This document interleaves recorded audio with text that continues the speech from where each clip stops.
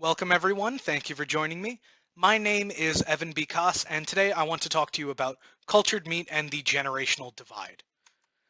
Today's agenda, I want to walk you through the generation breakdown. What four generations did we focus our research on, and why are they important? Next, I want to talk about why segmenting by generation is important in the first place. Third, I'd like to talk about the survey that was conducted and what we were hoping to accomplish with it. Fourth, the results of that survey. After that, I want to talk about the conclusions that we can draw from the results of the survey. And finally, for any organization hoping to apply or continue this research, what are next steps they can take.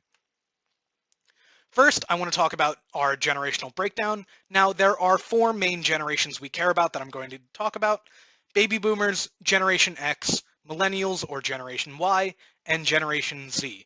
The Pew Research Center does the leading work on generations and demographics, so a lot of this work is going to be coming from them. Now, first, our oldest generation, the baby boomers, were born during the post-World War II economic boom between 1946 and 1964. To put it nicely, baby boomers are digitally challenged. They prefer to get their information from newspapers and radio talk shows and still use landline telephones. They hold long-standing views, are predominantly wealthy, living in more rural parts of the US, and hold conservative political beliefs. As consumers, they prefer to stand by old favorites that they have grown up using for decades ever since they were a kid. Kleenex tissues, Ford cars, McDonald's for a bite to eat, things that they are familiar with since they were a kid and have stood the test of time. Our next oldest generation are Generation X, born between 1965 and 1980. They are more digitally adept than baby boomers, although not so much as the millennials, and blend a mix of new and old technology, frequently getting their news from smart TVs that are hooked up to old school cable boxes.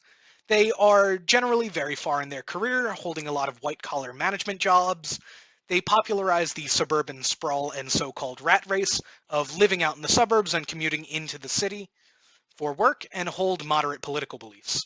As previously mentioned, they are interested in newfangled technology, everything from premium cable, HBO and Stars, to Facebook. They are avid users of Facebook, as well as iPads and other personal technology devices. Our next generation are the millennials, born in between 1981 and 1996. They are digitally savvy. They came of age along with the internet. They have grown with the technology surrounding it. They watch a lot of Netflix, Hulu, HBO Max. They are voracious social media consumers, using everything from Twitter to Instagram and Snapchat, and frequently that's how they get a lot of their news. Many live in urban areas, working in creative or tech occupations and living in studio apartments in those urban areas close to their work, and hold liberal political beliefs. As consumers, they are incredibly adventurous. They want to drive the latest Tesla and latest electric vehicle. They wear smartwatches. They love smart technology, especially as they become apartment renters and homeowners. The Internet of Things, or internet-connected appliances, everything from refrigerators to toasters, to even smart thermostats. Next are Generation Z, or Zoomers, born between 1997 and 2012. Now, that 2012 figure is a little fuzzy, as anthropologists and researchers try and figure out the cultural divide between younger Generation Z and older Generation Alpha, the generation that comes after Gen Z. Now, Generation Z are digital natives. They have never known a world without the internet. They are masters of technology. They use everything from TikTok and Snapchat. They get a lot of their informational and educational media from YouTube and Twitch and other streaming platforms. They live in an age of influencers and personal branding, where anyone with a camera and an internet connection can suddenly influence millions with a new so-called superstar influencer occupation. They are on track to be the most educated generation and have a strong activism streak, standing up for causes that they believe in. As consumers, they are still establishing their preferences, although we are starting to see a trend towards ecologically conscious brands, think Patagonia. Additionally, they're starting to take cue from their parents of what to consume and how to consume. Additionally, Generation Z has popularized, especially in the food industry, the fast casual model. Think Chipotle, Sweetgreen, more upscale fast food options. Now, next, I want to talk about why it's important to segment marketing by generation and why cultured meat companies especially should be doing so. Every generation has had their food innovation that has completely changed the field. For baby boomers, TV dinners were absolutely revolutionary. Never before could you take a single frozen tray, place it into the oven or microwave, and in 5 minutes have a complete meal, both entree and two sides ready to go like that. For Generation X, the rise of health-conscious foods, everything from Diet Pepsi to lean cuisine to Tab to the rise of the Atkins trend. Generation X really saw the start of health in food, not just enjoyment of food. Millennials, less from a consumer side, more from a producer perspective, really saw the rise of GMO produce, crops that could create twice the yield in half the time and were pest resistant, making them cheaper to manufacture and consolidating the factory farm model. And I truly believe that for Generation Z, their big food innovation is going to be cultured meat. Generation Z will live to see the decline and potential elimination of animal agriculture as we have it today on the industrial scale. As consumers cut back consumption and seek alternative options for a variety of reasons, cultured meat will have its day in the sun and really have an opportunity to shine. Now, every single one of these innovations faced backlash, some more than others, which is why it is incredibly important that for cultured meat, education is critical. For a lot of consumers, especially the older generations, cultured meat is Star Trek level technology that they can't even begin to understand, and as such is human nature, are naturally going to be afraid of. Additionally, taste, especially by age, matters greatly in the consumer goods space. As previously mentioned, baby boomers are going to rely on old favorites, think Kleenex and McDonald's. Generation X and older millennials want to be on the cutting edge. They want to try what's new. They want to still be hip and young and see what's hip and happening. Younger millennials and Gen Z are still establishing their preferences and have shifting loyalties. And that is one of the biggest new trends among younger millennials and Generation Z. Beyond specific brands that they purchase and believe in for their social messages, they have broadly shifting loyalties. Younger millennials and Gen Z will walk into a grocery store, see whatever is cheap or on sale, purchase it, and walk out without much thought as to brand or branding. Now, you may be thinking, it's meat. Who cares? Every single generation eats meat. Why do I have to bother marketing it to a specific generation? Well, let's talk about Spam. Spam was introduced in the 1930s and it exploded in popularity after World War II as GIs who consumed it as part of their rations returned home and wanted to have more of it. On the left, you see the evolution of Spam's packaging. Always that blue label, frequently featuring that yellow or gold writing, and even in the modern example on the right, is still featuring that blue label with gold coloring. Spam continues to be popular with baby boomers and Generation X today as a convenient meal, and Spam has never once attempted to rebrand or remarket their product as something for the more health-conscious, informed consumer that is millennials and Gen Z. And frequently, millennials and Gen Z may even think of email spam before they do the food product. And I truly think alt-protein startups can learn from what Spam has done, proving the old adage, if it ain't broke, don't fix it. Now I'd like to take a moment to talk about the survey that was created and distributed and what its main objectives were. There were really 7 main goals we were hoping to establish from the results of the survey. First, we wanted to establish meat consumption habits by generation. We also wanted to establish familiarity of cultured meat. How much do you know or you think you know about cultured meat? Next, we wanted to introduce as simplified a definition as we could of what cultured meat is for a consumer that may be unfamiliar with it. After that, introducing the simplified definition, we wanted to see if consumers would be willing to add cultured meat to their diet in some capacity. Additionally, if you're a vegetarian or vegan, can we convert you to adding cultured meat to your diet if you're holding out for, say, ethical concerns? Next, we want to establish a qualitative sentiment. How do you really viscerally feel about cultured meat? Not necessarily will you try it, do you think you know about it, more how does it make you feel? And lastly, we wanted to establish more from a producer side, whether consumers would be more willing to try structured versus unstructured cultured meat. Now, before we continue, I do want to take a moment to have a quick pop quiz. On the screen, you see two very important campaigns from the meat industry. On the left, beef, it's what's for dinner, and on the right, pork, the other white meat. Take a moment to think about the two campaigns and see if you can remember which came first. Did pork come before beef, or was beef responding to pork?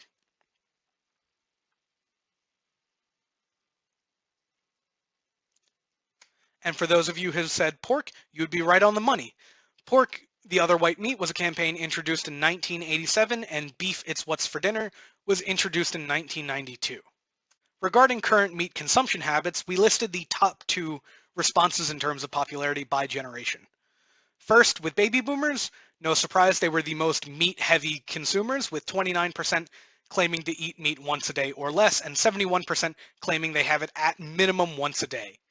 Next, Generation X claimed to eat meat 50% of them once a day or less, and about 38% of them claim to have it once a day or more. Now, Millennials had the largest portion of vegetarians and vegans, with 30% of them claiming to abstain from meat entirely, and 30% of them claiming to eat meat once a day or less. With Generation Z not as fervent or passionate about the vegetarian veganism cause as Millennials, 25% of them claim to eat meat 1 to 3 times a week, and 55% claim to eat meat once a day or less. We also asked consumers if they consider themselves vegetarian or vegan, and we introduced a relatively new term, flexitarian, which 12% of respondents labeled themselves as such. I would describe flexitarianism as non-committal vegetarianism. You are making a concerted effort to move away from meat and meat products to a more plant-based diet. Now, we asked vegetarian, vegans, and flexitarians what their biggest reasons for having a predominantly plant-based diet was, and top to bottom, it was ethical concerns about animal agriculture, environmental concerns, and health concerns in that order. Next, we asked, how familiar are you with cultured meat on a scale of 1 to 10? 1 being completely unfamiliar, 10 being a self-proclaimed expert. Boomers came in last, claiming their knowledge at about a 4. Interestingly, Generation X and Millennials claimed to be the most knowledgeable at around 5.75, and Generation Z felt more akin to Boomers, ranking in at about 4.5. And at this point, we introduced the description, the simplified definition we showed earlier. Cultured meat is defined as meat, poultry, or seafood produced in a controlled environment using a cell culture process. It is genetically identical to conventional meat as it uses a tissue sample without harming the animal, and not to be confused with plant-based meats like Beyond Meat and the Impossible Burger. With projected rises in meat consumption, it is said to be a more ecologically sustainable, more humane alternative to our current methods of animal agriculture. Now, this is the statement we provided with survey takers. Boiling down cell culture and cultured meat biotechnology to laymen is incredibly difficult, and this was our best approximation for consumers. After showing them the description, we asked them, would you consider adding cultured meat to your diet? Baby boomers ranked in at about half of them saying probably yes. Generation X was a little more enthusiastic with 63% saying definitely yes. Millennials were not as passionate as Generation X, but certainly more enthusiastic than baby boomers, with 53% saying definitely yes, and Generation Z not as passionate as the millennials, with 45% saying definitely yes.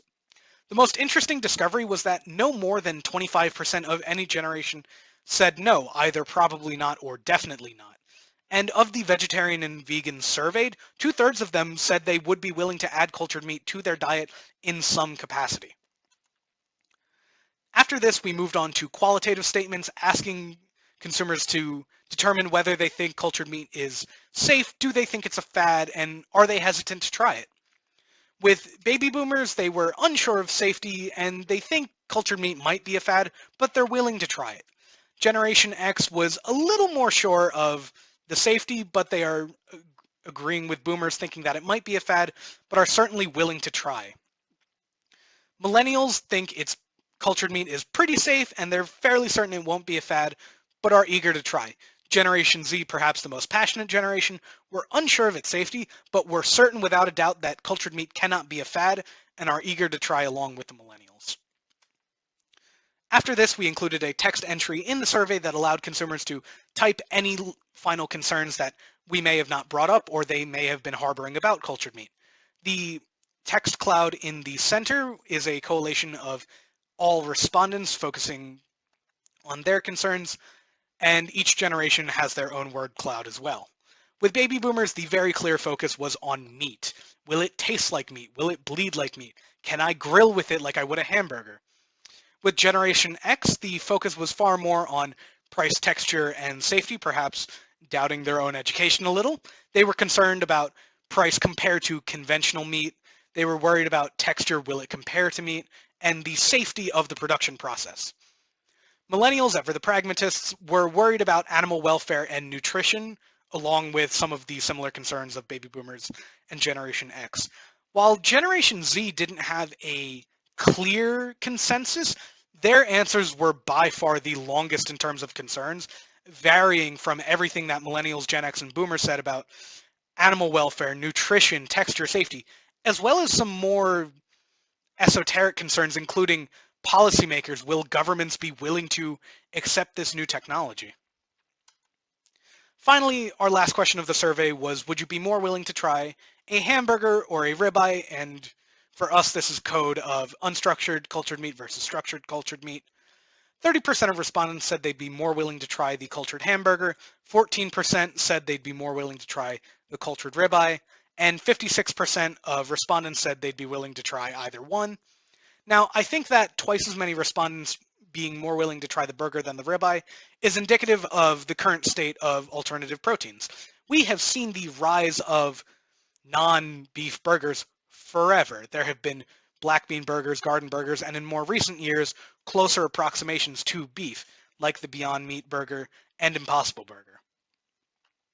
I also think that another conclusion may be their hesitation to spend the price of a full ribeye of cultured meat versus trying maybe a $5 burger that they're not so sure, and if they don't like it, they only lost so much money. So, conclusions. What can we draw from the data in the survey? The biggest conclusion is that no generation is a lost cause. All are at least somewhat interested, some more than others, and I certainly think this is cause for celebration.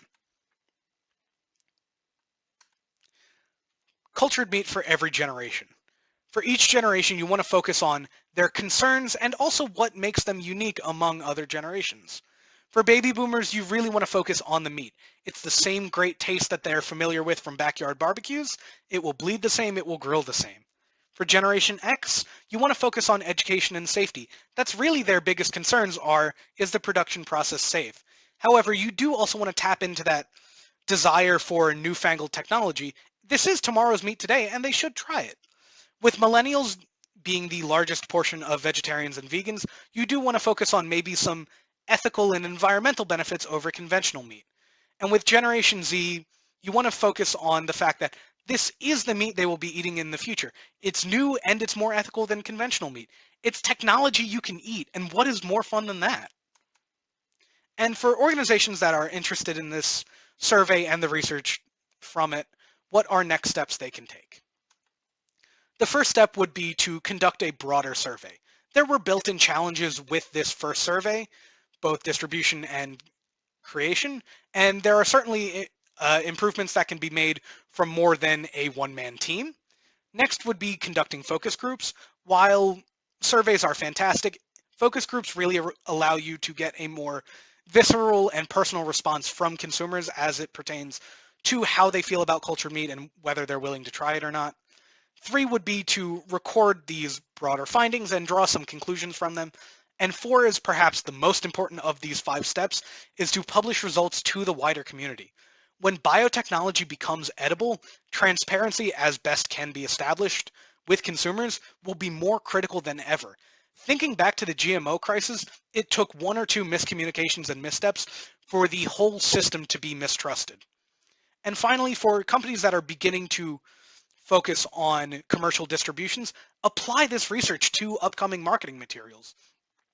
It cannot be stressed enough that consumer research is fantastic, but if its data and conclusions aren't applied to marketing materials, it won't mean anything.